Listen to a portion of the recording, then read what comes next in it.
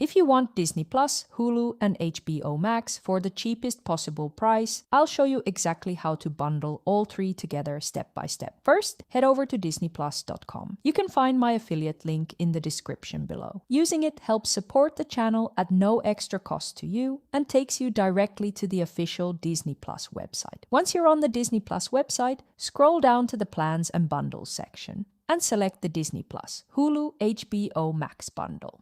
Right now, the cheapest option is the Disney Plus Hulu HBO Max bundle, with ads for $19.99 per month. This is a savings of 42% compared with separate subscriptions. If you would rather watch your on-demand movies and series without ads, you can choose the Disney Plus Hulu HBO Max bundle no ads for $32.99 per month. This option saves you 41% compared with subscribing separately. Just keep in mind that live content can still include ads even with the no ads bundle. Next, select a suitable bundle for you and create your MyDisney account, or sign in if you already have one. Enter your email address and password. Continue to check out, review your bundle, add your payment information, and complete your subscription. Once you complete the purchase, your bundle will be active. You can start watching Disney and Hulu content right here on Disney Plus app. To activate your Max subscription, follow these instructions shown on the screen.